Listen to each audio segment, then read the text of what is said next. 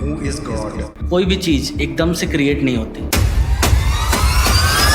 कोई ना कोई उनका क्रिएटर होता है। ठीक है, लोग पुनर्जन्म की बातें करते हैं। जैसे बहुत लोग बोलते हैं भाई मुझे हनुमान जी के दर्शन हुए, जैसे बागेश्वर धाम भी बोलते हैं कि मेरे को शक्ति उनसे मिली है। लोग कहते हैं कि मुझे भगवान दिख रहे हैं। कि आर्यंस जो है वो सेंट्रल एशिया मतलब इंडिया के नहीं थे, वो वहाँ से ऊपर से आए थे। तो आपका क्या मानना है? और कुछ लोग हैं जो मतलब इस चीज़ को नहीं मानते, वो बोलते हैं कि आर्यंस जो हैं वो इसी देश के थे, जो हमारे देश में रहते थे उनको ही आर्यंस बोलते थे। तो आपका क्या टेक है इस चीज़ की? बागेश्वर धाम बहुत फेमस है, वो पर्चा बना देते हैं। बहुत सारे रिलीजन ओवर द टाइम आते गए और बहुत से संप्रदाय रिलीजन से निकले, धर्म से संप्रदाय निकले, पंथ निकले। तो बहुत सारे लोगों ने मिस इंटरप्रेट कर लिया गॉड को। लोग गॉड को एक शक्ति की जगह व्यक्ति समझने लगे।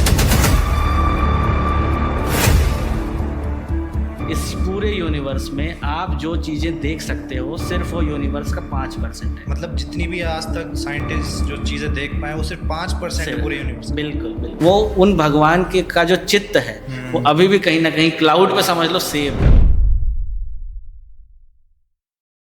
हेलो एंड नमस्ते, वेलकम टू आवर पॉडकास्ट। ये हमारा पहला पॉडकास्ट है और मुझे खुशी हो रही है कि हमारे पहले पॉडकास्ट में एक ऐसे गेस्ट हैं जो ना कि सिर्फ एक एस्ट्रोलॉजर हैं बल्कि एक स्पिरिचुअल टीचर भी हैं, Acharya Mahesh sir ji. And believe me, बहुत लोग ऐसे होते हैं जिनको बहुत नॉलेज होती है लेकिन वो एक्सप्लेन नहीं कर पाते बड़ी क्लैरिटी के साथ, या बोल लो आप बड़ी आसानी के साथ। लेकिन ये उन चुनिंदा लोगों में से एक हैं, जब किसी चीज़ को एक्सप्लेन करते हैं तो सुनने वाले की जो नज़र में, माइंड में एक पिक्चर बन जाती है। तो मैं बड़ा ग्लैड हूँ सर आप हमारे पॉडकास्ट में आए। और इस पॉडकास्ट में हम बहुत सारे क्वेश्चंस करने वाले हैं गॉड को लेकर के, जो बचपन से हमारे माइंड में चीज़ें आती हैं कि भाई गॉड कौन है, या गॉड की फॉर्म कैसी है, वो है भी या नहीं। और ये सारे क्वेश्चंस हम आपसे करेंगे इस पॉडकास्ट में और जानेंगे कि साइंटिफिकली अगर गॉड है तो वो किस फॉर्म में है। और भी बहुत सारी चीज़ों पे हम डिस्कस करने वाले इस पॉडकास्ट में, जैसे रिलीजन हो गया, रिलीजन का कंसेप्ट क्या है, एस्ट्रोलॉजी के बारे में भी जानेंगे कि एस्ट्रोलॉजी होती क्या है, क्या ये सच है, क्या हम अपने फ्यूचर को जानकर उसको बदल भी सकते हैं। तो ये सारी बातें हम इस पॉडकास्ट में करेंगे। अगर आप इस चैनल पर नए हैं तो प्लीज़ इस चैनल को सब्सक्राइब करना और हमें सपोर्ट करना, ताकि हम ऐसे ही कन्वर्सेशंस और भी ला सकें आपके लिए। Now without any further delay let's go into the podcast. Mahesh sir, आपका बहुत बहुत स्वागत है हमारे पॉडकास्ट में। पहले तो मैं आपका और आपकी टीम का बहुत धन्यवाद करना चाहूँगा लोकेश जी, आपने हमें इनवाइट करा अपने पॉडकास्ट पे। तो आज के पॉडकास्ट की शुरुआत मैं एक परमात्मा के एक प्रार्थना के साथ करना चाहूँगा। तो स्टार्ट करते हैं। ओम भुव ओम स्वाहा ओम महा ओम जन ओम तप ओम सत्यम ओम तत्सवितुर्वरेण्यं भर्गो देवस्य धीमहि धियो यो नः प्रचोदयात्। ओम आपो ज्योतिरसो अमृतं ब्रह्म भूर्भुवः स्वः ओम। आपका मंत्र सुन के सर मेरे माइंड में पहले ही क्वेश्चन यही आया कि हु इज़ गॉड। सब हम बहुत सारे लोग जो बचपन से लेकर, आई एम श्योर किसी ना किसी के माइंड में कभी ना कभी लाइफ के एक स्टेज में आया होगा कि यार कोई है भी इस दुनिया में, या सच में गॉड है, क्या सिर्फ हम ऐसे ही वहम में जी रहे हैं, लोगों की मनगढ़ंत एक तरीके से बनाई हुई कहानियाँ हैं कि गॉड है, ये चीज़ें अपने आप हो रही हैं। तो मैं आपके पर्सपेक्टिव से जानना चाहता हूँ, हु एग्जैक्टली इज़ गॉड? देखिए, जैसे जैसे मनुष्य सिविलाइज्ड हुए, ह्यूमंस जैसे जैसे सिविलाइज्ड हुए, वैसे वैसे एक कॉन्सेप्ट उनके दिमाग में आया कि जैसे कोई भी चीज़ एकदम से क्रिएट नहीं होती, कोई ना कोई उनका क्रिएटर होता है। जो क्रिएटर का तो जो थॉट्स था लोगों के माइंड में, वही गॉड का थॉट वहीं से जन्म लिया। ठीक है, लेकिन बहुत सारे रिलीजन ओवर द टाइम आते गए, रिलीजन आए और बहुत से संप्रदाय रिलीजन से निकले, धर्म से संप्रदाय निकले, पंथ निकले। तो बहुत सारे लोगों ने मिस इंटरप्रेट कर लिया गॉड को। लोग गॉड को एक शक्ति की जगह व्यक्ति समझने लगे। बहुत सारे रिलीजन में भगवान का जो कॉन्सेप्ट है, गॉड का कॉन्सेप्ट है, वो उनको एक व्यक्ति की तरह देखते हैं। जैसे यहूदी हो गए, जीसस क्राइस्ट हो गए, जीसस क्राइस्ट हो गए, राम जी हो गए। तो इनका मैं आपको, जब मैं आप साइंटिफिकली जब गॉड को समझेंगे ना, तो आपको समझ में आएगा कि गॉड कोई व्यक्ति नहीं है, गॉड एक शक्ति है। सबसे पहली चीज़, इसके लिए सबसे पहले हमको क्वांटम फिजिक्स के बारे में थोड़ी सी नॉलेज आपको देनी पड़ेगी। क्वांटम फिजिक्स में क्या होता है, जब फंडामेंटल जो यूनिवर्स जब क्रिएट हुआ था फर्स्ट टाइम, जब क्रिएशन ऑफ यूनिवर्स के आप टाइम पे जाएंगे तो साइंटिस्ट कहते हैं बिग बैंग थ्योरी के बारे में, ठीक है। और हमारा जो सनातन धर्म है वो भी ऐसे ही कहता है कि एक ओमकार प्रकट हुआ, ठीक है। तो अगर मैं आपको साइंस के थ्रू समझाता हूँ कि जिसको हम गॉड समझते हैं वो गॉड है क्या, ठीक है। जब यूनिवर्स नहीं था उस समय सिर्फ और सिर्फ एक एनर्जी थी जिसको आज के टाइम पे साइंटिस्ट कहते हैं डार्क एनर्जी, ठीक है। डार्क एनर्जी अनकॉन्शियस स्टेट में थी, मतलब वो उसके अलावा कुछ भी नहीं था यूनिवर्स में, सिर्फ डार्क एनर्जी ही थी 100%, ठीक है। अब डार्क एनर्जी को हम एक तरह से समझ लेते हैं कि परमात्मा, ठीक है।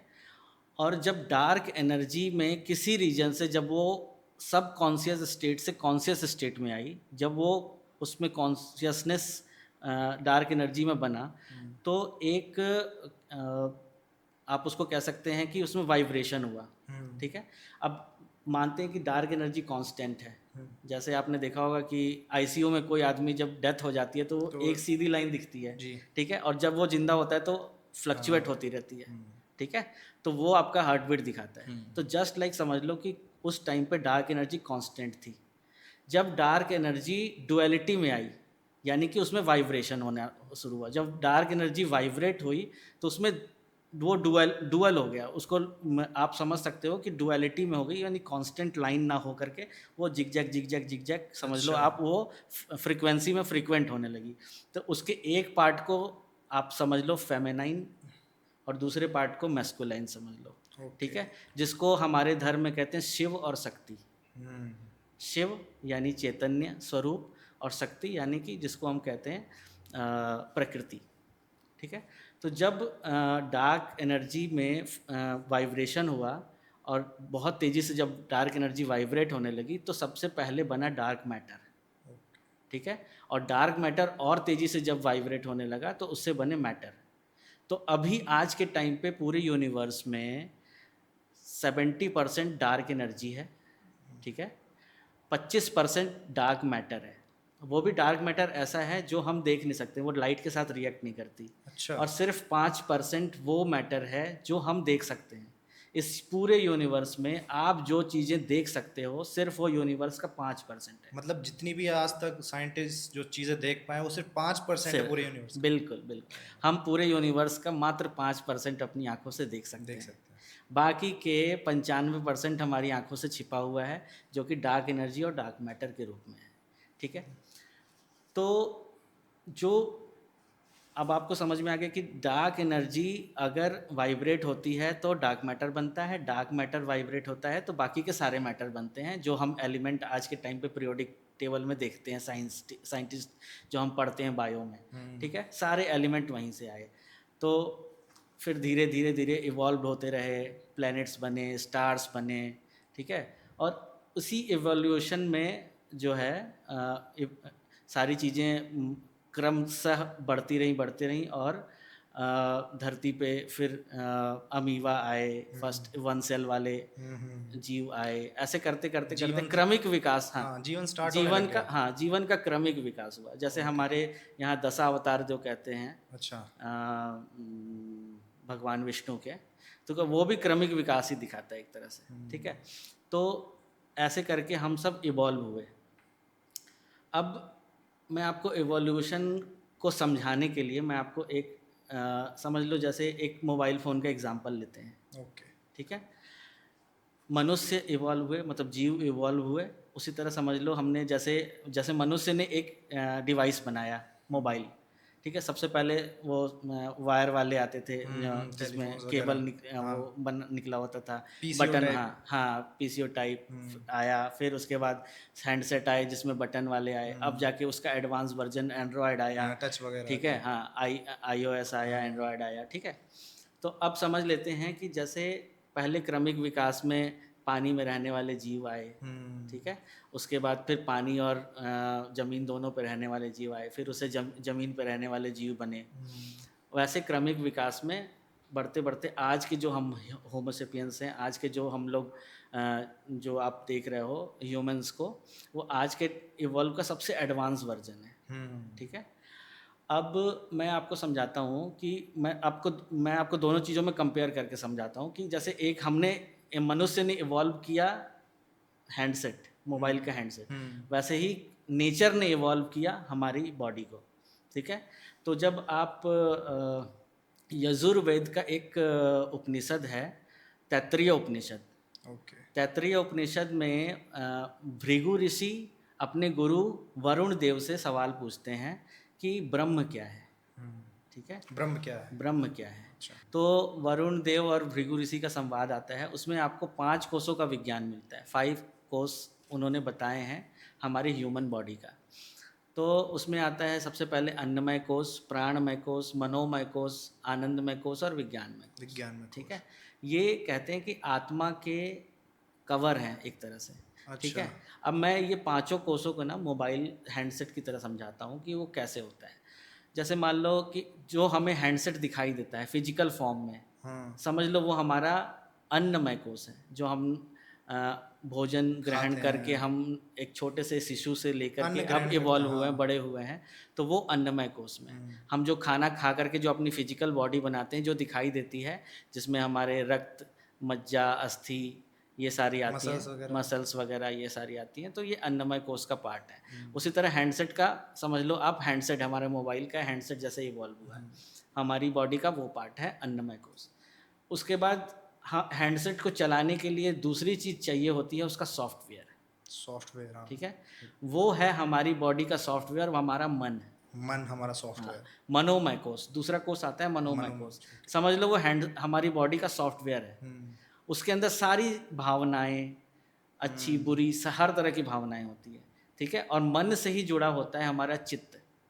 ठीक है, चित्त जुड़ा होता है, जो भी हम एक्सपीरियंस करते हैं इस लाइफ में, चाहे वो अच्छी हो चाहे बुरी हो, चाहे जो भी हमारे 5 सेंसेस हैं, उनसे जो भी हम एक्सपीरियंस हमारी बॉडी गेन करती है, वो हमारे चित्त में सेव हो जाता है। जैसे हमारी हैंडसेट का एक मेमोरी कार्ड समझ लो, मेमोरी कार्ड में वो सारी चीज़ें सेव हो जाती है।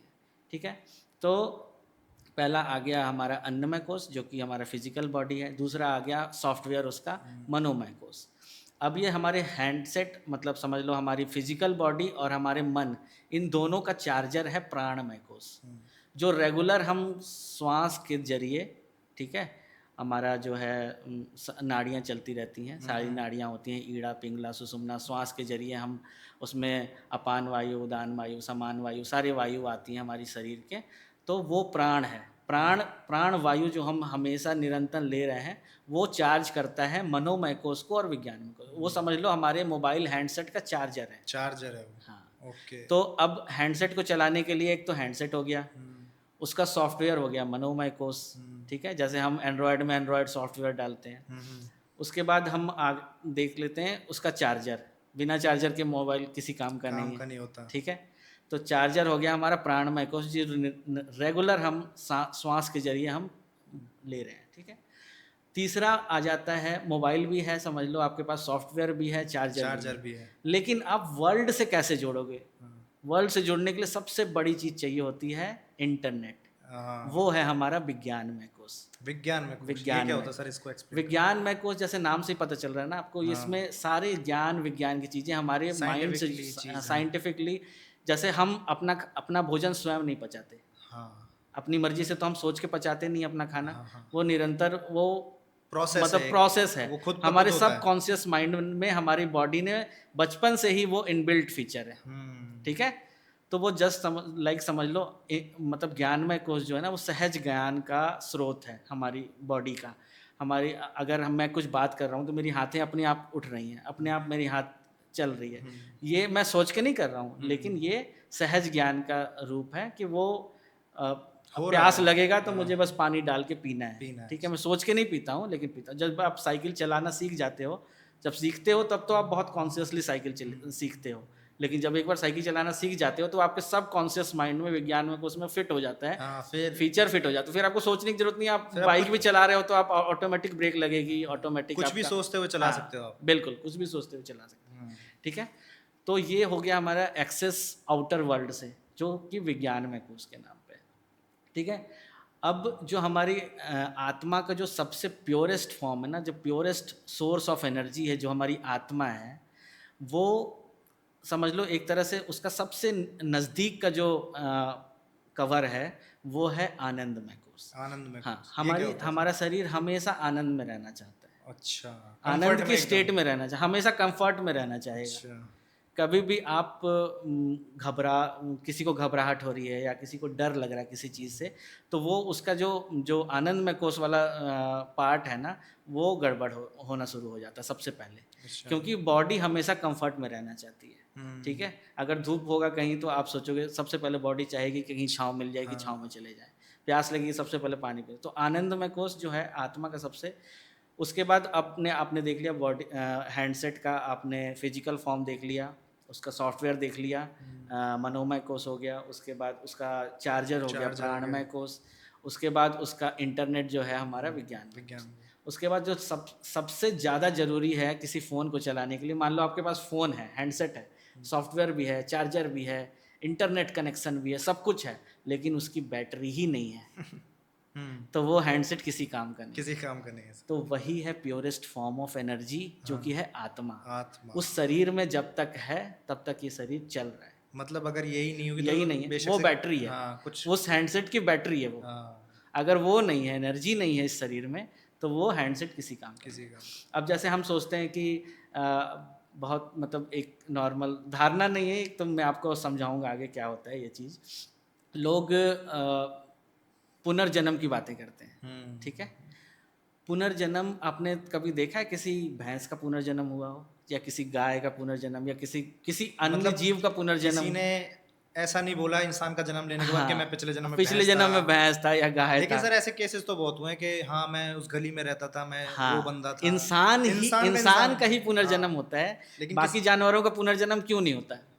ये क्यों अभी नहीं होता हाँ, मैं बताता हूँ आपको क्या है इसके पीछे साइंस है। हम्म, जब इवॉल्व हुआ, हमारी बॉडी जब इवॉल्व हुई, तो हम जो हैं इस यूनिवर्स के यानी नेचर के सबसे एडवांस्ड मशीनरी हैं हम। हमारी बॉडी जो है ना, अभी यूनिवर्स की सबसे एडवांस मशीनरी है। तो मनोमय कोश जो है, जो हमारा सॉफ्टवेयर है, ठीक है, जो अभी मैंने बताया आपको, मनोमय कोश जो हमारा सॉफ्टवेयर है, वो बाकी जो समझ लो जो कि इवॉल्व हुए हैं हमसे पीछे, बंदर थे या कोई भी जानवर थे, या गाय भैंस, या कोई भी डॉग्स हैं, कुत्ते बिल्ली जो भी कोई है, भी स्पीशीज उनका है मनोमय कोश इतना एक्टिव नहीं था जितना ह्यूमंस का मनोमय कोश एक्टिव है। ओके ठीक है। तो उनका जन्म हुआ, उनका उनका बस खाना भोजन मिल जाए 2 टाइम, वो तीसरी टाइम के लिए नहीं सोचते कि आज मिला है तो कल फिर पता नहीं मिलेगा कि नहीं मिलेगा, लेकिन ये इंसान मतलब सोचता है। स्टोर करके कल के लिए रख हाँ लूँ हाँ, कुछ वो आगे का नहीं सोचते। हाँ उनको बस जीवन जी रहे हैं, जीवन जीने के लिए प्यास लगा पानी पी पानी लिए, पी कहीं लिया मिल गया, भूख लगा तो भूख लगा कहीं खाना खा लिए, जीवन चल रहा है उनका। वो ना जॉब करते हैं ना नौकरी करते हैं, वो कुछ नहीं करते हैं। लेकिन मनुष्य जो है इतना ज़्यादा इनका मनोमय कोश इतना एक्टिव होता है मनुष्यों का कि वो फ्यूचर तक का 10 साल, अरे 10 मिनट के बाद तक का आपका पता नहीं है कि जीवन रहेगा नहीं रहेगा, लेकिन 10 साल बाद तक की प्लानिंग हम इंसान कर लेते हैं। हाँ ठीक है।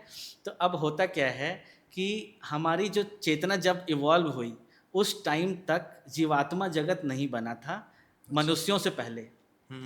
ठीक है। उस समय जीवात्मा जगत क्या होता है मैं बताता हूँ। जैसे क्लाउड है ना, जब हैंडसेट पुराने थे तो उस टाइम पे इंटरनेट कनेक्शन नहीं होता था।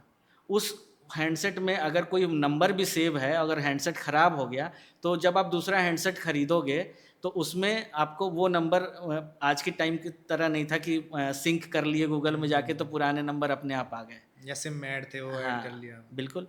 तो क्या हुआ कि उनका जो मनोमय कोश था ना, वो उनके चित्त पे वो एक्सपीरियंस सेव तो होता था, लेकिन वो इतना ज़्यादा उनकी चेतना का स्तर इतना ज़्यादा एक्टिव नहीं था कि वो मरने के बाद भी उसको कैप्चर करके रख तो सके। मतलब इस वजह से या कोई अगर रहा भी होगा पुनर्जन्म हाँ, में तो वो उसको याद नहीं रहता कि नहीं, मैं हाँ, ठीक है। अच्छा दैट्स वाई लेकिन मनुष्यों का जो मनोमय कोश इतना ज़्यादा एक्टिव है कि वो समझो बहुत सारे कुछ मतलब हज़ारों साल पहले भी जो लोग मर चुके हैं, वो एक्सपीरियंस्ड, उनका मरने के बाद उनका मनोमय कोश जो है ना वो नष्ट नहीं हुआ। उनका हैंडसेट तो ख़राब हो गया, जैसे मोबाइल का एक हैंडसेट ख़राब हो जाता है तो हम दूसरा हैंडसेट ख़रीदते हैं और पुरानी सिम उसमें लगाते हैं और इंटरनेट का कनेक्शन जोड़ते हैं, तो हमारा पुराने हैंडसेट के सारे वीडियो, फ़ोन सब इस हैंडसेट में डाउनलोड हो जाते हैं।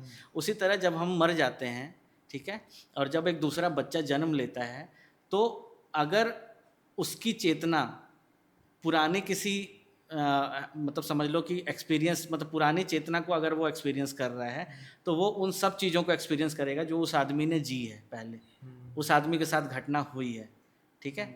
तो हमारा जो ब्रेन है ना, एक तरह से एक फ्रिक्वेंसी पे काम करता है, ठीक है। अगर आपने गलत फ्रिक्वेंसी, मतलब लोअर लेवल की चेतना को पकड़ लिया, ठीक है, अगर लोअर लेवल की चेतना को पकड़ लिया तो आपको भूत प्रेत सब दिखाई देंगे। अच्छा। हाँ, तो जैसे जैसे चेतना का स्तर जब मनोमय कोष जब ह्यूमन का इतना एक्टिव होने लगा ना, तो उनकी चेतना जो है मरने के बाद भी जो है एक क्लाउड टाइप का समझ लो बन गया, जैसे इंटरनेट कनेक्शन टाइप का बन गया।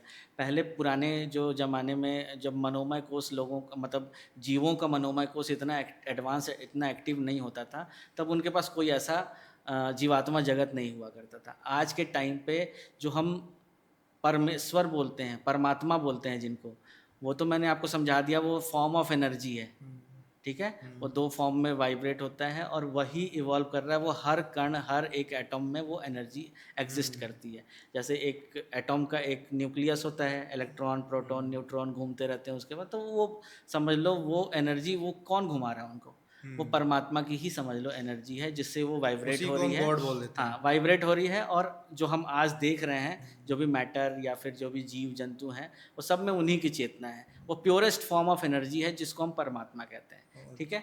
अब ये जीवात्मा जगत जब से बना, तभी उसमें बहुत सारे लोग आए जो कि अच्छे भी थे और बुरे भी थे। जब वो मर गए तो उनकी जो चेतना थी, मतलब उनका जो एक्सपीरियंस था, वो क्लाउड पे समझ लो सेव हो गया, ठीक है। तो आज के टाइम पे जो लोग कहते हैं ना कि मुझे भूत दिख रहे हैं या प्रेत दिख रहे हैं या मुझे देवता दिख गए, मुझे भगवान दिख कि गए, दर्शन हो गए मुझे। दर्शन हो गए, हाँ। ठीक है, राम जी के दर्शन हो गए, तो उनकी उनकी जो यादें हैं, राम जी की जो चित्त है, वो आज भी कहीं ना कहीं यूनिवर्स में है, अच्छा। ठीक है। हाँ, मतलब जो पहले पूर्वज रहे हैं उनकी कहीं ना कहीं जो कहीं चित्त ना है कहीं, हाँ, उनका चित्त वो, एक्टिव है, अच्छा, वो एक्टिव यहीं है, रह जाता है यूनिवर्स में। हाँ, वो यूनिवर्स में है। और अगर हम उस लोएस्ट फ्रीक्वेंसी में आके उसको फील कर लेते तो वो। नहीं, वो जो फ्रीक्वेंसी का अलग अलग स्तर है। अच्छा। अभी अभी मैंने ये पॉडकास्ट स्टार्ट करने से पहले मैंने एक मंत्र पढ़ा था, हाँ हाँ। उसमें मैंने 7 लोकों का नाम लिया था। अच्छा। ओम भूः भुवः हाँ। स्वः मः तपः जन सत्यम, 7 लोकों का नाम लिया था। ये 7 लोक जो है ना, ये चेतना के 7 स्तर हैं, ठीक है। जो सबसे लोएस्ट लेवल की चेतना है वो भूत प्रेत, वो उस टाइप की है। उससे ऊपर जैसे आप बढ़ते जाओगे वैसे वैसे चेतना का स्तर हाइयर होता जाएगा। जो राम भगवान की जिनको पूजते हैं, उनकी चेतना का स्तर बहुत ही उच्च स्तर का है, अच्छा, तो ठीक है। मतलब हाँ, आपको उस लेवल पर जाना पड़ेगा हाँ, अगर कोई बिल्कुल। बोलता है कि भाई मुझे उसके हाँ, दर्शन हो गए। मुझे तो वो हनुमान तो जी के दर्शन चाहिए, तो वो तो तो जैसे बहुत लोग बोलते हैं भाई मुझे हनुमान जी के दर्शन हुए, जैसे बागेश्वर धाम भी बोलते हैं कि मेरे को शक्ति हाँ, उनसे मिली है। शक्ति मिली है। तो आपका व्यक्तित्व भी वैसा होना चाहिए कि आप उस लेवल पर जाकर तब हाँ, आप उनसे वो मीट कर पाओगे, अगर मिल बिल्कुल। पाओगे तो। अगर आपकी चेतना उस लेवल की है, और सर एक चीज़ और, जैसे जो साधु संत होते हैं, जो बड़े बड़े साधु संत होते हैं, मैं उनकी नहीं बोल रहा हूँ, जो मतलब मोस्टली अवेलेबल है हमारे समाज में मिल जाते हैं, जो जैसे कि पहाड़ों पर होते हैं, जो बिल्कुल संसार से कट होके, तो वो इसी तपस्या में ही शायद लगे रहते हैं कि यार हम उस लेवल पर, उस चित्त तक पहुंच जाएं कि बिल्कुल। हम प्रभु जी के एक बार दर्शन कर पाएं। जी, जी, बिल्कुल। हाँ। वो देखो, आपकी जैसी चेतना का स्तर होगा ना, आप उसी लेवल की चेतना को टच कर पाओगे। अगर कोई बहुत ही ईर्ष्यालु है, काम, क्रोध, लोभ, मोह, इन सब में फँसा हुआ है, लालच, ठीक है, इन सब चीज़ों में फँसा हुआ है, ईर्ष्या, द्वेष अगर फँसा हुआ है, अगर वो अपने लेवल की चेतना को बुलाएगा तो वो उसके उसी के लेवल की चेतना उसके पास आएगी। जब आप हायर कॉन्शियसनेस, हायर चेतना के उच्च स्तर पे अगर आप वो कर रहे हो, मेडिटेशन कर रहे हो या फिर आप ध्यान कर रहे हो, तो आप उस लेवल की चेतना को प्राप्त कर सकते हो। जो लोग कहते हैं कि मुझे भगवान दिख रहे हैं, वो उन भगवान के का जो चित्त है वो अभी भी कहीं ना कहीं क्लाउड पे समझ लो सेव है। जैसे हमारे फ़ोन में होता है ना कि हमने एक फ़ोन वीडियो बना के कर दिया, अब वो जो लिंक खोलेगा उसको वो वीडियो दिखेगा, जो या फिर जो लिंक हाँ, उसके पास अवेलेबल होगा। बिल्कुल, बिल्कुल। तो ये चीज़ें हैं। तो सर अब सबसे अच्छा मतलब परमात्मा को जो आपने सबसे पहला क्वेश्चन पूछा था ना कि भगवान क्या है, हाँ, गॉड क्या है? गॉड को तो बहुत सारे लोगों ने एक्सप्लेन किया है हाँ। टाइम टू टाइम, लेकिन जो सबसे शॉर्टेस्ट और सबसे मतलब मुझे जो सबसे अच्छा साइंटिफिकली लगता है, जो बोल सकते साइंटिफिक में हैं, मुझे सबसे अच्छा लगता है, वो गुरु नानक जी का लगता है। गुरु नानक जी का गुरु लगता नानक है। जी, उन्होंने उनका आपने एक सुना होगा, एक ओंकार सतनाम हाँ, करतब पुरुष, हाँ, निर्भव निर्भय हाँ। अकाल मृत अजूनी सवम गुरु तो ये प्रसाद। तो सर हमारे धर्म में भी बोलते हैं शायद कि एक ही है ईश्वर। हाँ, एक उनका मतलब ये है कि एक ओमकार, हुँ, ओमकार रूप में एक ही ईश्वर है, मतलब ठीक उसी है? को सब अपने-अपने हिसाब से बाँटे हुए हाँ, हैं। सतनाम, उन्हीं का नाम सत्य है। कर्तव्य पुरुष, वही करता है, हम सब कुछ नहीं कर रहे हैं, हमारे माध्यम से हमारे अंदर बैठ के वही सब कुछ कर हुँ, रहा है। कर्तव्य पुरुष, निर्भव, उसको किसी का डर नहीं है, हुँ। ठीक है? निर्वैर, वो उसको किसी से वैर नहीं है। अकाल मूर्त, उसका ना वो जन्म लेता है, ना उसकी मृत्यु होती है। अजूनी सबम, ठीक है? तो उन्होंने बहुत सबसे सटीक और सबसे अच्छा गुरु नानक जी ने भगवान को एक्सप्लेन करा है, ठीक है? सर बहुत अच्छा लगा, बहुत अच्छी तरीके से आपने ये गॉड वाला कंसेप्ट जो है क्लियर किया। आई एम श्योर कि जो भी देख रहा होगा उसको ये क्लियर हो गया होगा कि असल में गॉड है क्या। जी, तो सर इसी से मिलता जुलता अब हम रिलीजन पे आ जाते हैं। रिलीजन वाले पॉइंट, सोशल मीडिया पर एक स्टेटमेंट बहुत वायरल है एंड आई थिंक वो बहुत सेंसिटिव भी है और शायद शायद ज़रूरी भी है कि लोग बोलते हैं कि एक सनातन एक धर्म है, लेकिन बाकी के जो धर्म हैं उनको वो रिलीजन बोलते हैं, लेकिन सनातन एक धर्म है, बाकी सब रिलीजन है। तो आप इसको अपने हिसाब से कैसे डिकोड करोगे? देखिए अभी तक तो ये कोई भी प्रूफ नहीं कर पाया कि सनातन कितना पुराना है। हुँ, कुछ लोग 7,000 साल पहले बताते हैं, कुछ लोग 10,000 साल पहले बताते हैं। हुँ, वेदों का ही नहीं पता चलता कि वेद कब लिखे गए थे, हुँ। ठीक है? आर्य के टाइम से वेद हैं। हाँ सर, एक आर्यन से, सॉरी मैं इंटरप्ट कर रहा हूँ। आर्यंस का भी एक थ्योरी है जो हमारे सीबीएसई से मतलब बुक्स में है, हाँ, चली आ रही है कि आर्यंस जो हैं वो सेंट्रल एशिया मतलब इंडिया के हाँ, नहीं थे, वो वहाँ से हाँ, ऊपर से आए थे, मतलब सेंट्रल हाँ, एशिया से, नॉर्थ वेस्ट से आए थे। नॉर्थ वेस्ट से आए थे। तो आपका क्या मानना है? और कुछ लोग हैं जो मतलब इस चीज़ को नहीं मानते, वो बोलते हैं कि आर्यंस जो हैं वो इसी देश के थे, जो हमारे देश में रहते थे उनको ही आर्यंस बोलते थे। तो आपका क्या स्टेट मतलब टेक है इस चीज़ पे? देखिए संस्कृत में आर्य का मतलब होता है श्रेष्ठ। श्रेष्ठ। ठीक है, जब आप संस्कृत पढ़ोगे, संस्कृत के में अगर आप सर्च करोगे तो आर्य का मतलब होता है श्रेष्ठ। उस टाइम के जो सबसे श्रेष्ठ और सिविलाइज्ड लोग थे उनको आर्य कहा जाता था, हुँ, ठीक है? तो अब उस टाइम पे कहाँ से वो आए थे या इंडिया के ही थे, ये तो अभी भी कंट्रोवर्सी का बात है कि कहाँ से आए थे। हुँ। अगर मैं कुछ बताता भी हूँ तो एक तरह से वो प्रूफ नहीं कर सकता मैं कि हाँ हाँ। वो बाहर से आए थे या यहीं के थे। लेकिन हाँ, इतना मैं बता सकता हूँ कि आर्य का मतलब ही होता है सबसे सिविलाइज्ड श्रेष्ठ लोग। हुँ, तो उस टाइम के जो सबसे श्रेष्ठ लोग थे जिनको हर चीज़ की नॉलेज थी, ठीक है? ज्ञान, विज्ञान, वो सारे चारों वेदों के ज्ञाता लोग थे, श्रेष्ठ लोग थे, सबसे सिविलाइज्ड थे। हुँ, उनको मतलब एक जीवन जीने का कला उनको पता था, हुँ, ठीक है? उनको आर्य कहा गया, ठीक है? हुँ, अब जो आपका जो दूसरा सवाल था उसका मैं आंसर देना चाहता हूँ कि धर्म क्या है? हुँ। जो सनातन धर्म है, सनातन का मीन्स मतलब ही सनातन होता एक है। धर्म है और बाकी सब रिलीजन है, हाँ, ये धर्म मीन और रिलीजन में मैं आपको पहले हाँ, डिफरेंस बताता हूँ। रिलीजन इंग्लिश वर्ड है, धर्म हिंदी वर्ड हुँ, है, लेकिन लोग समझते हैं कि रिलीजन का हिंदी धर्म होता है, जबकि रिलीजन का हिंदी धर्म नहीं होता है। ओके, रिलीजन का मतलब हो गया संप्रदाय, ओ अच्छा, ठीक है? हाँ जी, क्योंकि होता क्या है कि धर्म का मतलब ही होता है कि धर्म धारयन्ति इति धर्म, मतलब जो धारण करने योग्य है वही धर्म है, ठीक है? रिलीजन कहता है कि रिलीजन लिखा हुआ है किसी एक आदमी का बनाया हुआ होता है, जैसे जीसस क्राइस्ट ने हाँ, क्रिश्चियनिटी को क्रिश्चियन चला बुक दिया, लिख दिया। ठीक है? मोहम्मद साहब ने इस्लाम को चला दिया, हुँ, ठीक है? तो उनका जो कॉन्सेप्ट था, उनको मानने वाले जो लोग हैं हुँ, वो उस धर्म के लोग हैं, ठीक है? यानी जब एक जीसस तरीके से क्राइस्ट के हाँ, हाँ, विचारों को मानने वाले, महावीर की विचारों को मानने वाले बौद्ध हो गए, बौद्ध हो गए, हुँ, मतलब सॉरी, बुद्ध को मानने बुद्ध वाले मानने बौद्ध वाले हो बौद्ध गए, हो गए, महावीर को मानने मानने वाले वाले जैन जैन हो हो गए, गए। ठीक है? हाँ, तो जो किसी एक व्यक्ति के चलाए हुए मार्ग पे या विचारों पे चल रहा है, वो सब एक तरह से कहीं न कहीं एक संप्रदाय है, सांप्रदायिक से जुड़े हुए संप्रदाय हैं। और पंथ है। लेकिन धर्म का मतलब मतलब बहुत बड़ा है। धर्म का मतलब होता है कि आपको आपके लिए यही धर्म है।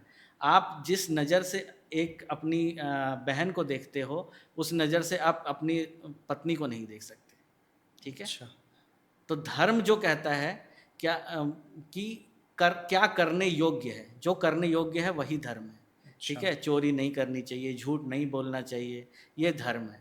लेकिन संप्रदाय में क्या आ गया, रिलीजन में क्या आ गया, उनका जो उन्होंने विचार था, कुछ लॉ लिख दिए, हाँ, लॉ लिख दिए कि उन्हीं ये लॉ कर पर लो, चलना हाँ, है, वो उन्हीं ही लॉ पे, सत्य है, वो ही हाँ, सही है, ये सब। बिल्कुल, बिल्कुल, अच्छा। ये डिफरेंस है धर्म में और रिलीजन में। सर एक और क्वेश्चन था इस चीज़ से रिलेटेड कि आपने ये बता दिया कि धर्म क्या है, रिलीजन क्या है, इसमें डिफरेंस क्या है, वो बता दिया। लेकिन एक बहुत सारे बंदे वो भी हैं, बहुत सारे इंसान वो भी हैं जो एथिस्ट हैं, जो भगवान में नहीं मानते। लेकिन जैसे आपने अभी बोला कि धर्म ये है कि किसी का बुरा मत करो, सच बोलो, हुँ। या किसी की मदद करो, या फिर जो भी अच्छे काम है वो करो, धर्म के अनुसार करो। तो जो एथिस्ट है, अगर वो ये सारी चीज़ें करता है तो वो भी धर्म के अनुसार ही चल रहा है फिर? देखिए होता क्या है कि जब वेद निकले, वेद के बाद ना 2 मानने वाले निकले, हाँ। ठीक है? जिसको एक कहते हैं, एक को आस्तिक कहते हैं, एक को नास्तिक कहते हैं। हम्म। जो लोग वेद को और ईश्वर को मानते थे, हम्म। वो आस्तिक थे, ठीक है? जो उनको नहीं मानते थे, वो नास्तिक हुए। चारवाक का एक थ्योरी आता है, चारवाक एक पता नहीं पुरुष थे या एक कोई ग्रुप था, जो कि भगवान को, ईश्वर को नहीं मानता था, ठीक है? तो उन्होंने थ्योरी दिया कि भाई हम इस धरती पे कुछ भी करने नहीं आए हैं, ठीक है? हमारा कोई मकसद नहीं है, हम बस एंजॉय करने आए हैं, अच्छा। मतलब खाओ पियो मौज करो, ऋणम कृत्वा घृतम पिबेत, ये एक इसका उनका, मतलब क्या हुआ सर? इसका मतलब होता है कि कर्ज लेकर के भी घी पियो लेकिन मौज करो, अच्छा। उनका ये मानना था। तो जब देखो अगर भगवान है या नहीं है ये तो एक अलग विषय हो गया, लेकिन आप इस धरती पे आए हो तो आपकी कुछ आपका कर्तव्य है, ठीक है? मतलब। आप अगर गलत काम कर रहे हो, मर्डर कर रहे हो, लोगों को मार रहे हो, मतलब काम क्रोध मद लोभ दम्भ दुर्भाव और द्वेष में रह के आप लोअर कॉन्शियसनेस पे जी रहे हो, सारे गलत काम कर रहे हो, ठीक है? फिर अगर हमारे, क्योंकि हम तो सबसे एडवांस मशीन है भगवान की बनाई हुई, नेचर का बनाया हुआ हम सबसे एडवांस मशीन है, हमारी जो मशीनरी है, ठीक है? तो अगर हम ऐसा करके, अगर हमारे चित्त पे तो सारी चीज़ें स्टोर हो रही हैं, अगर हम मर भी गए तो हम उस क्लाउड में सबसे लोअर लेवल के, लोअर कॉन्शियसनेस में जिएंगे, ठीक है? फिर अगर कोई एनर्जी जन्म भी लेती है, अगर हम उनके थ्रू शरीर चाहें, जो जो लोअर लेवल के कॉन्शियसनेस है ना, उस वो अपनी इच्छाएं पूरी करने के लिए, क्योंकि वो काम क्रोध मद लोभ दम दुर्भाव द्वेष इन सब से ग्रसित हैं, उनको अपना इच्छा अपनी डिजायर पूरा करने के लिए उनको एक शरीर चाहिए होता है। तो वो किसी न किसी भूत प्रेत के रूप में वो किसी न किसी बॉडी चाहते हैं कि ये बॉडी कहीं से मुझे, कोई मुझे ऐसे ऐसी कॉन्शियसनेस में जी रहा हो जो किसी से घृणा कर रहा हो, किसी से गुस्से में जी रहा हो, तो वो उनकी बॉडी को आसानी से कैप्चर कर सकते हैं और उनकी माइंड को आसानी से कैप्चर कर सकते हैं। तो बहुत सारे अभी जो मेडिकल साइंस पे इस पे रिसर्च चल रही है, बहुत सारे पागल खाने में जो पागल लोगों को हम देखते हैं, ज़रूरी नहीं है कि वो मेंटली डिस्टर्ब हो सकता है कि वो कहीं ना कहीं किसी तरह की गलत चेतना में फंस के वो उनका माइंड डिस्टर्ब हो गया हो। अच्छा, जैसे बीच में भी ये भी बोलते हैं जो किसी को मात आ गई या। हाँ, माता, तो वही है, वो कोई ऐसी चेतना होगी, ठीक है, जिसको अपनी पूजा कराना, मतलब जो बहुत तो वैसा, ये सच्ची ये होता है अच्छा कि लगता मतलब है। किसी की बॉडी में ऐसे मतलब। हाँ, बिल्कुल आ सकती सर है ये। जैसे ऑलरेडी एक चेतना है हमारी बॉडी में, हाँ, तो हाँ। दूसरी भी एंटर कर सकती है क्या? चेतना क्या है? चेतना एक तरह का वेव है, जैसे हम आपके फ़ोन अच्छा। में पहले से वीडियो और फ़ोटोज़ सेव हैं, लेकिन अगर आपने कुछ क्लाउड पे जाके कोई और लिंक क्लिक कर दिया तो उसकी भी वीडियो आप देख सकते हो ना। ओके। उसी तरह हमारा माइंड जो है ना, एक तरह से समझ लो रेडियो का चैनल जैसे हम लगाते हैं ना, कि किसी खास जगह पे जाकर के वो गाना बजने लगता है, तो उसी तरह हमारी जो ब्रेन है, वो हम जो यूनिवर्स में जो भी पुराने मरे हुए लोगों की जो भी चेतना है, जो उनका चित्त है, जो मेमोरी उनकी स्टोर्ड है, वो कैच कर सकते हैं। जो लोग तांत्रिक होते हैं, जो भूत प्रेत और तंत्र मंत्र करते हैं, वो उन्हीं की चेतना को पकड़ते हैं, उन्हीं की चेतना को पकड़ के मतलब ये वो पॉसिबल है सारी चीज़ें? करा सकते हैं। हाँ, करा सकते हैं, लेकिन करानी नहीं चाहिए, क्योंकि वो जो लोअर लेवल की चेतना जो आपके पास आ रही है ना, वो आपके अभी तो आपका काम कर देगी, ठीक है, जब वो उससे काम करवाना चाह रहे हो आप, करवा देगी वो काम, लेकिन वो आपसे फिर रिटर्न लेगी वो रिटर्न चीज़। भी लेगी, ठीक है। तो ये इन सब चीज़ों में नहीं पढ़नी चाहिए, हमें हमें पढ़ना ही नहीं चाहिए इन सब मतलब आपके हिसाब बातों से में। पॉजिटिव एनर्जीज भी होती है और बिल्कुल, नेगेटिव एनर्जीज भी इस सब कुछ ब्रह्मांड में यूनिवर्स में है, मौजूद। अच्छा। और वो मनुष्य के रूप में ही है, किसी कोई अच्छा, आपको दूसरे कभी फॉर्म में नहीं है। वो दूसरी फॉर्म में, कभी ऐसा आपने देखा है कि आपने कोई मच्छर मार दिया हो, वो मच्छर सपने में आके आपको डरा रहा हो भूत बन के, है ना? सही बात। सर, आप एक एस्ट्रोलॉजर हैं, अब अगला क्वेश्चन मेरा उसी से रिलेटेड है कि जो ये एस्ट्रोलॉजी होती है, ये असल में होती क्या है, और क्या हम सच में अपना फ्यूचर जानकर, देखकर कि आगे क्या होने वाला है, उसको थोड़ा ठीक कर सकते हैं? क्या ये पॉसिबल है? आप प्लीज़ इस पर थोड़ा प्रकाश डालो सर। देखिए, जैसे हम हमारा जब जब किसी भी बच्चे का एक धरती पे जन्म होता है, ठीक है, तो ये तो साइंस जो है, एस्ट्रोलॉजी, वो आज की नहीं है, ज्योतिष विज्ञान बहुत पुरानी विज्ञान है, और बहुत सारे ऋषि मुनियों ने इस पे बहुत रिसर्च करा है, और बहुत रिसर्च करके ये बनाया गया है। पहले नक्षत्र से देखे जाते थे, नक्षत्र के बाद उनको सॉर्ट करके जॉडियक साइन, मतलब राशियाँ बनाई गई, 12 राशियों से अब जाके प्रिडिक्शन करी जाती है, ठीक है। सबसे पहले तो मैं आपको ये बता दूं कि कोई भी, जैसे एस्ट्रोलॉजी हो गई, न्यूमरोलॉजी हो गया, पामिस्ट्री हो गया, ठीक है, टैरो रीडिंग हो गई, ये कोई भी सब्जेक्ट जो है अपने आप में 100% करेक्ट नहीं है।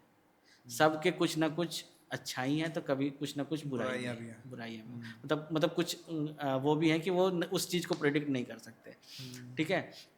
तो ये जब आप अगर किसी का फ्यूचर प्रेडिक्ट करते हो, तो आपको बहुत सारे चीज़ों का नॉलेज होना चाहिए। सिर्फ एस्ट्रोलॉजी से आप सारी प्रेडिक्शन नहीं कर सकते, सिर्फ न्यूमरोलॉजी से भी आप सारी प्रेडिक्शन नहीं कर सकते, और पामिस्ट्री है, बहुत सारी चीज़ें हैं। तो मैं आपको अपने एक एग्जांपल से समझाता हूँ। मेरे पास एक एस्ट्रोलॉजी के लिए एक हस्बैंड वाइफ आए हुए थे, अच्छा। ठीक है। तो उनका एक क्वेश्चन मुझे बहुत अच्छा लगा। उन्होंने कहा कि मैं जब उनका पास्ट बताने लगा, मैं सबसे पहले उनका पास्ट बताता हूँ। जब पास्ट मैच कर जाता है उनकी डिटेल से, ठीक है, तो मैं उनको फिर फ्यूचर बताता हूँ। अगर उनकी डिटेल से उनका पास्ट मैच नहीं कर रहा है, तो उनकी डिटेल में ज़रूर कुछ ना कुछ प्रॉब्लम गड़बड़। है, गड़बड़ है, ठीक है। तो उन्होंने एक बड़ा अच्छा क्वेश्चन मुझसे पूछा कि अगर, जैसे आप तो मेरा सारा पास्ट बता दे रहे हो, ठीक है, और मेरे साथ क्या होने वाला है वो भी आप बता दे रहे हो, प्रेडिक्ट करके बता रहे हो कि हाँ ये चीज़ें हो सकती हैं, प्रोबेबिलिटी है इन चीज़ों की। सर, ये चीज़ मैंने भी देखी है एक वीडियो में, प्रेमानंद जी महाराज की वीडियो थी, उसमें किसी ने पूछा था कि जब पहले से ही सब प्री डिसाइडेड है कि भगवान ने लिखा हुआ है कि तुम्हारे जीवन में ये चीज़ें होंगी या ये प्रॉब्लम्स आएंगी, तो हम कर्म ही क्यों करें? बिल्कुल, ये सवाल बहुत बार आता है, और मेरे भी कस्टमर्स ने बहुत बार पूछा है। तो उसमें क्या होता है, हमारा हम भी जो एस्ट्रोलॉजी देखते हैं, वो आपके जन्म के समय के प्लैनेट्स देखते हैं, ठीक है। तो उसमें 3 तरह की चीज़ें आती हैं। एक तो होता है आपका प्रारब्ध, ठीक है, एक होता है प्रारब्ध, दूसरा होता है आपका क्रियमान कर्म। प्रारब्ध आपके फ्यूचर को 70% वो प्रेडिक्ट कर देता प्रिडिक्ट है। करता है, अच्छा। 70% आपका प्रारब्ध है, बाकी का 30% जो है वो आपका क्रियमान कर्म है, मतलब सर, जो इसको थोड़ा आपने ना एक टर्म्स में बताओ ताकि जिनको प्रॉपर हिंदी नहीं पता वो समझ जाए। प्रारब्ध, प्रारब्ध का मतलब होता है जो आप पास्ट से लेके आए हो, अच्छा। मतलब पिछले कर्म जो आप लेके इस धरती पे जन्म लिया हो, अच्छा। ठीक है। जैसे कुछ लोग कहते हैं कि कोई बच्चा है जो अंबानी के यहाँ जन्म लिया, वो जन्म लेते ही उसके पास ऐशो आराम की हर तरह की सुविधा है, ठीक कोई है। बेचारा और गरीब। वही एक बच्चा, ठीक है, अगर वो किसी गरीब के यहाँ या किसी झोपड़ी में जन्म ले रहा है, ठीक है, तो उसका, उसके जन्म लेने की जो देश काल परिस्थिति है उसके अकॉर्डिंग है, उसको हर चीज़ का न्यूट्रिशन सही से नहीं मिलेगा, उसको खाना नहीं मिल पा रहा है सही से, ढंग का साफ़ पानी नहीं मिल पा रहा है, ठीक है। तो कहीं ना कहीं लोगों के दिमाग में आता है कि यहाँ कहीं ना कहीं कर्म थ्योरी काम करती है, जो पास्ट, जो पुरानी चेतना है, ठीक है, जब वो दोबारा जन्म लेना चाहती है, शरीर चाहती है, जो कि पहले के जो लोग हैं, जो चेतनाएं मतलब अब धरती पे नहीं है लेकिन उनका चित्त अभी भी एक्टिव है, वो फिर दोबारा जन्म लेते हैं, ठीक है। तो वो ये जो लूप है चलता रहता है, जन्म मृत्यु का लूप चलता रहेगा, जब तक आप समझ से मोक्ष की तरफ नहीं प्राप्त करोगे, अपने डिजायर्स ख़त्म नहीं करोगे, तब तक ये लूप में आप फंसे रहोगे, ठीक है। तो उसमें क्या होता है कि जो हम पढ़ते हैं एस्ट्रोलॉजी, जो हम जैसे एस्ट्रोलॉजी है, न्यूमरोलॉजी है, वो आपके जन्म के समय के आपका डेट ऑफ बर्थ और अपने टाइम से पढ़ रहे हैं, उस समय जो प्लैनेट्स हैं उनकी क्या पोजीशन है, वो पढ़ के हम आपको प्रिडिक्ट कर रहे हैं। वो मात्र 70% आपका फ्यूचर हाँ बताती है। फ्यूचर बताता है। बाकी का जो क्रियमान कर्म है, यानी कि जो आप धरती पे जन्म लिए हो, इस और जो यहाँ आप भी आप जो करोगे। कर रहे हो, हाँ। रेगुलर आप कर रहे हो, वो भी आपका फ्यूचर बना रहे हैं, वो 30% काम करता अच्छा, है। उसका पार्टीशन सिर्फ 30% है। हाँ अगर मैंने पिछले जन्म में कुछ कर्म किए हैं हाँ और जो मैं यहाँ अच्छे कर्म भी कर रहा हूँ, तो वो सिर्फ 30% ही उसका हाँ, योगदान वो है। 30% कवर आप कहीं ना कहीं या तो कवर कर रहे हो या उसको बढ़ा रहे हो या घटा रहे जो हो। भी, हाँ। अब मैं आपको एक फॉर्मूला बताता हूँ। हमारा जो फ्यूचर है ना, हमारा जो लाइफ है, एक फॉर्मूला से चलता है। मैंने जो मेरे कस्टमर ने जो पूछा था क्वेश्चन, उनको भी मैंने इसी फॉर्मूला से आंसर दिया था। एक फॉर्मूला होता है E+R=F। E+R=F। एफ, ई का मतलब हो गया इवेंट, आर का मतलब हो गया रिस्पॉन्स, एफ का मतलब हो गया फ्यूचर। ठीक है। ओके। अब इवेंट जो है हमारी लाइफ के ना अनसर्टेन है, हमें पता नहीं है कि अगले पल हमारे साथ क्या क्या होने होने वाला वाला है। है? ओके। ठीक है। इवेंट हमारे लाइफ के अनसर्टेन है। ठीक है। जैसे कब हमारी शादी होनी है, कब हमारा हेल्थ अच्छा रहेगा, कब खराब रहेगा, कब करियर में हम ग्रो करेंगे, कब करियर हमारा डाउन जाएगा। ठीक है। ये 70% जो है, जो इसको हम प्रारब्ध कहते हैं, वो फिक्स्ड है, वो होना ही है हमारे साथ। इस टाइम पे कब एक्सीडेंट होगा, कब नहीं होगा, कब कब अच्छी लाइफ रहेगी हमारी, कब खूब पैसा कमाएंगे, कब प्रॉपर्टी परचेज करेंगे, कब हमारे साथ कोर्ट केस या लिटिगेशन हो सकता है। ये सारी चीज़ें जो है ना, प्री डिसाइडेड हैं 70%। ठीक है। तो ई हो गया इवेंट। इवेंट हमारी लाइफ के जो हैं वो फिक्स्ड हैं। उसके बाद आता है E+R। आर है उस इंसान का रिस्पॉन्स। ठीक है। अब जैसे मैं आपको एक एग्जांपल देता हूँ कि मान लो मुझे कोई ऐसी बीमारी हो गई, डॉक्टर ने बोल दिया कि अब तो भैया गड़बड़ बचना है कुछ, मुश्किल है। हाँ बचना मुझे, किसी को भी मतलब डॉक्टर ने ये बात बता दी। हम्म। या मतलब कोई भी उसके साथ कुछ ऐसा इंसिडेंट हो गया उसकी लाइफ में, किसी की उसकी फैमिली में, या कोई डेथ हो गया या कुछ भी ऐसा हो गया। अब इवेंट तो अनसर्टेन था। ठीक है। अनसर्टेन था लेकिन फिक्स्ड था। ठीक है। अच्छा। हाँ, वो फिक्स्ड इवेंट तो होना ही था उसके लाइफ में, हो गया। अब उसके बाद आता है उसका 30% का रिस्पॉन्स। तभी भगवान कृष्ण ने गीता में कहा है कि कर्म करो, फल की चिंता मत करो। ठीक है। यानी कि जो आपका कर्म है, जो आपका रिस्पॉन्स है, अगर आप एकदम डिप्रेस हो गए, एकदम अब आप लगा कि अब मेरी लाइफ से तो वो आदमी चला गया, या किसी किसी कोई कोई लड़का किसी लड़की से प्यार करता था, अगर मान लो उसकी लाइफ से वो लड़की चली गई, तो वो उसके बाद उसका जो 30% है ना, उसका रिस्पॉन्स है, कि वो इवेंट प्लस कैसे बिहेव रिस्पॉन्स। करता है, हाँ, क्या ई करता प्लस है। आर, वो आपका फ्यूचर बनाता जाएगा। अगर वो बंदा डिप्रेस हो गया और बहुत ज़्यादा रिस्पॉन्स ख़राब हो गया उसका, तो उसका फ्यूचर भी उसी टाइप से बनने लगेगा। अगर उसने रिस्पॉन्स अच्छा रखा कि कोई बात नहीं भाई, हो सकता है कि मेरी मेरी किस्मत में वो नहीं थी, या फिर कुछ भी ऐसा मेरी लाइफ में ऐसा होने वाला था, ये हो गया, ठीक है, कोई बात नहीं है। ऐसा किसी के होने ना होने से, या कोई ऐसा इवेंट मतलब गलत फिर हो से जाने खड़ा से, होके कुछ ना कुछ हाँ अपनी लाइफ में करता है। हाँ, तो वो अगर उसका रिस्पॉन्स अच्छा रहा, तो उसका फ्यूचर भी पॉजिटिव साइड में चला जाएगा। तो E+R=F, ये फार्मूला से अगर कोई भी इंसान ज़िंदगी जीता है, ठीक है, तो उसको लाइफ में ना कभी भी प्रॉब्लम नहीं आएगी, क्योंकि उसको वो गलत परिस्थिति, खराब परिस्थिति में भी अपना रिस्पॉन्स अच्छा बना के रखेगा। जब आप अपना रिस्पॉन्स अच्छा रखते हो, तो आपका फ्यूचर ऑटोमेटिकली पॉजिटिव रहेगा, पॉजिटिव रहेगा। तो रिस्पॉन्स पॉजिटिव है तो आपका फ्यूचर भी तो पॉजिटिव। आप मतलब बेसिकली ये सारी चीज़ें देखकर आप आने वाली चीज़ों का पता लगाते हो, बिल्कुल बिल्कुल। फिर आप उनको बताते भी हो कि आप क्या कर सकते हो। हाँ तो सर जैसे कि अब बहुत सारे हमारे जो रिलीजन में ही बताऊंगा, हमारे सनातन धर्म में जैसे कि अब बागेश्वर धाम बहुत फेमस है, वो पर्चा बना देते हैं। तो क्या वो भी ऐसी इसी स्टडी का यूज़ करके बनाते हैं, या फिर इसके पीछे कुछ अलग स्टडी होती है, या फिर ये फेक नहीं, है, क्या आपको है? मैंने बताया ना कि ये कॉन्शियसनेस है। वो उन्होंने जैसे जो कहते हैं ना कि सिद्धियां होती सिद्धियाँ हैं, होती हैं। बहुत सारे लोग सिद्धियां प्राप्त करते हैं। जब पहले के जो ऋषि मुनि थे, वो सिद्धियां कहाँ से आती थी? वो सारी सिद्धियां जो हैं वो क्लाउड पे, जो पुरानी चेतनाएं हैं, उनकी उनका जो हायर कॉन्शियसनेस है या फिर लोअर कॉन्शियसनेस है, वो सारा क्लाउड पे है। ठीक है। डिपेंड करता है वो इंसान किस टाइप से उसको यूज़ कर रहा है। ठीक है। तो अगर किसी के पास कोई ऐसा है, कुछ वो जानता है, कोई सिद्धि है या कोई पावर है, अगर वो उसका मिसयूज़ नहीं करेगा, तो उसके साथ कुछ गलत नहीं आपके होगा। हिसाब से क्या लगता है कि आज के टाइम पे जितने यंग वो हैं, तो वो क्या ऐसा पॉसिबल है कि उनके पास सिद्धियाँ होंगी ये सारी? देखिए, एस्ट्रोलॉजी में भी जब हम लोग कुंडली देखते हैं तो उसमें बहुत सारे ऐसे योग होते हैं, बहुत सारे ऐसे हाउसेज होते हैं जो किसी एक पर्टिकुलर प्लैनेट्स के साथ एसोसिएटेड हों, तो उस व्यक्ति को हेलोसिनेशन होता है। ठीक है, तो उसमें होता क्या है कि जैसे हमें 5 सेंसेस मिले हुए हैं, 5 सेंसेस से हम इस दुनिया को एक्सपीरियंस करते हैं, इस वर्ल्ड को एक्सपीरियंस कौन करते कौन हैं। से सर?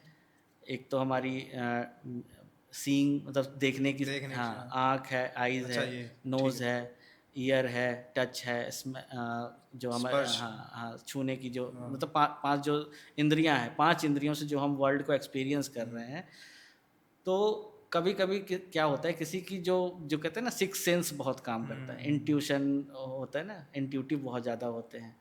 और या फिर किसी-किसी को किसी-किसी की के ब्रेन में ऐसा वो होता है कि वो ना उसको चीज़ें दिखाई देने लगती हैं। जैसे बहुत सारे जानवरों को भी कहते हैं, जैसे कुछ कहते हैं कि हाँ, डॉग्स उनको भी सिक्स है, सेंस होती है हाँ, उनमें, डॉग्स भी हैं जो कि वो चीज़ें कुछ, महसूस कर लेते हाँ, हैं। जैसे मान जो, लो भूकंप आने वाला है, अर्थक्वेक आने वाला है, तो हाँ, जानवरों को पहले पैरानॉर्मल चीज़ें जो हैं वो हाँ, देख देख सकते हैं।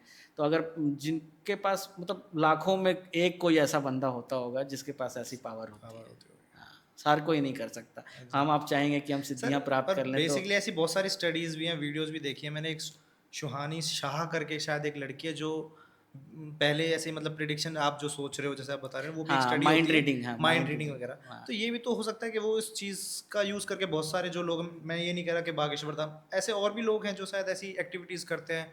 तो आपको नहीं लगता कि ये उस चीज़ का भी फ़ायदा उठा रहे हों? देखो, हर इंसान के अंदर कुछ ना कुछ पावर होती हैं। अच्छा। हमें नहीं पता है कि हमारे अंदर क्या, अगर आप मेडिटेशन करते हो, अगर आप योगा करते हो, मेडिटेशन करते हो, इन और मेडिटेशन में भी आप एकदम उच्च उस स्तर को मतलब छू लेते हो। एक्सपीरियंस कर हाँ। लेते हो, समाधि वाला स्तर। बहुत, वैसे तो बहुत आसान नहीं होता है ये सब। लोग हिमालय पे जाके सर आज के तपस्वी, टाइम में तो वैसे ही आसान नहीं है, बहुत सारी डिस्ट्रैक्शंस हाँ, वगैरह बहुत हैं। सारी चीज़ें आ गई हैं। तो बहुत सारी चीज़ों को हम ह्यूमंस ने ना मतलब हमारे धर्म में ना मिस इंटरप्रेट कर लिया गया है। जैसे कि ब्रह्मचर्य, लोग सोचते हैं ब्रह्मचर्य को लोग सेक्स से जोड़ लेते हैं। ठीक है, ब्रह्मचर्य का मतलब ब्रह्म यानी कि आपको यूनिवर्स के अकॉर्डिंग काम करना, वो होता है ब्रह्मचर्य। ना कि आप अपने आप को रिस्ट्रिक्ट कर लो किसी चीज़ के लिए। अच्छा। हाँ, तो बहुत सारी चीज़ों को हमने मिस इंटरप्रेट कर लिया है। तो ये है आज। सर मेरा लास्ट क्वेश्चन आपसे अब है कि वो ये जो फेथ होता है और ब्लाइंड फेथ, इसके बीच में एक बहुत पतली लाइन होती है, आप उस लाइन को कैसे एक्सप्लेन करोगे? देखो, अगर आप किसी चीज़ को समझ के साथ किसी काम को कर रहे हो, ठीक है, तो वो फेथ है। चलो कि आपको विश्वास है कि मैं पढ़ूंगा तो मैं अच्छे मार्क्स लेके आऊँगा, ये फेथ है।